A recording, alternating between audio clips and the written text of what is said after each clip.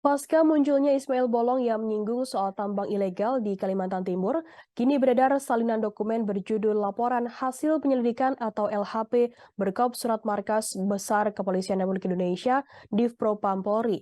Tiga salinan dokumen rahasia tersebut diunggah akun Twitter @bospurwa pada 6 November 2022.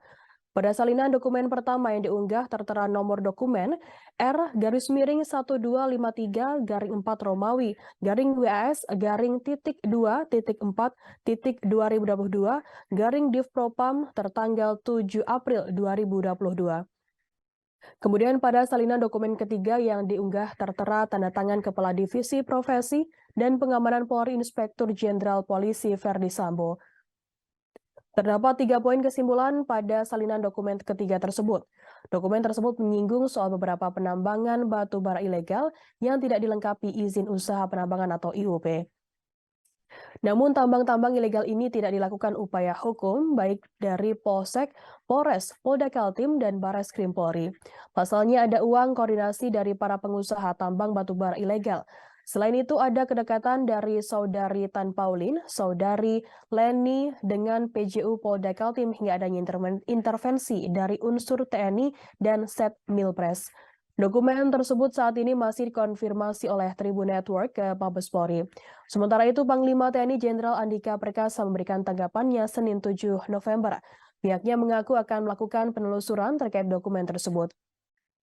Sementara itu, seusai gegernya pengakuan Ismail Bolong terkait setoran dana hasil tambang ilegal di Kalimantan Timur kepada Kabareskrim, kini beredar data alur setoran uang yang menyebut sejumlah pejabat utama Polda Kaltim.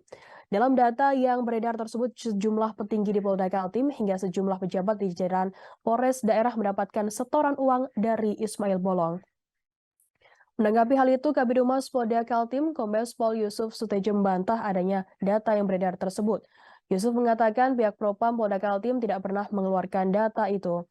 Diketahui data yang mencantumkan beberapa nama petinggi di Polda Kaltim, satu diantaranya Dirkrimsus Polda Kaltim, Kombes Pol Indra Lutrianto Amstono. Tidak hanya sejumlah pejabat di Polda Kaltim saja, dalam data tersebut juga disebutkan sejumlah pejabat di Polresta Samarinda juga menerima setoran dana dari Ismail Bolong.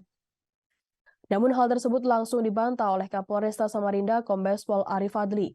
Kombes Ari mengaku tak tahu-menahu soal setoran dana yang beredar tersebut. Sebelumnya nama Ismail Bolong menjadi perbincangan publik pasca video pernyataannya soal bisnis tambang ilegal di Kalimantan Timur beredar luas pada Minggu 7 November. Bahkan dalam video tersebut, Ismail menyebutkan nama Kepala Bareskrim Polri Komjen Pol Agus Andrianto yang juga ikut terlibat. Ia tampak sedang membacakan sebuah surat pengakuan yang menyatakan dirinya adalah seorang pengepul dari konsesi tambang batubara ilegal. Tambang tersebut terletak di Desa Santanulu, Kecamatan Marangkayu, Kabupaten Kurtai, Kartanegara, Kalimantan Timur. Dalam video, ia mengaku memperoleh keuntungan dari hasil pengepulan dan penjualan tambang batubara ilegal mencapai 5 hingga 10 miliar rupiah per bulannya. Keuntungan diperoleh sejak Juli 2020 hingga November 2021. Tambang ilegal tersebut disebutkan Ismail telah mendapat backingan dari Kabareskrim Polri Komjen Pol Agus Andrianto. Sebagai balasannya, Ismail juga memberikan uang sebesar 6 miliar rupiah kepada Agus Andrianto yang disetorkan sebanyak 3 kali.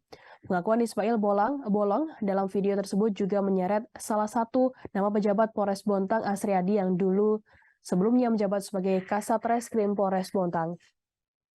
Selain menyetor uang 6 miliar rupiah ke petinggi Polri, Ismail juga menyetorkan uang sebesar 200 juta rupiah ke Polres Bontang.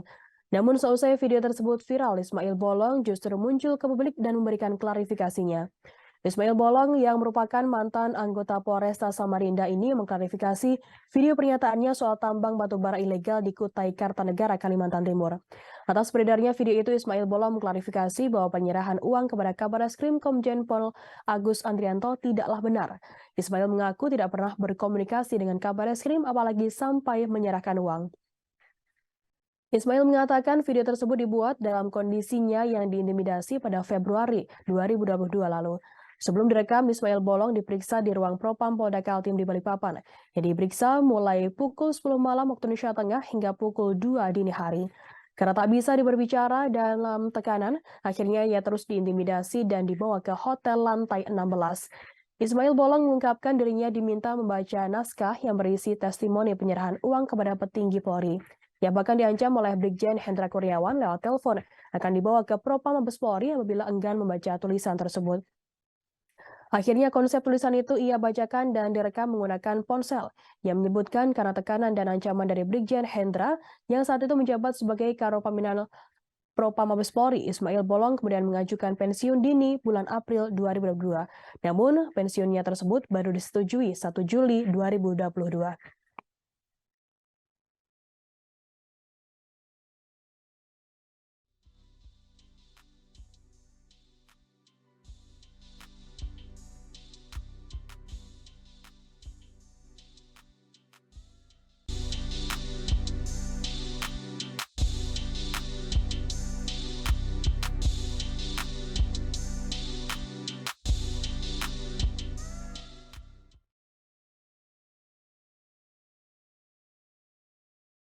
Terima kasih sudah nonton. Jangan lupa like, subscribe, dan share ya.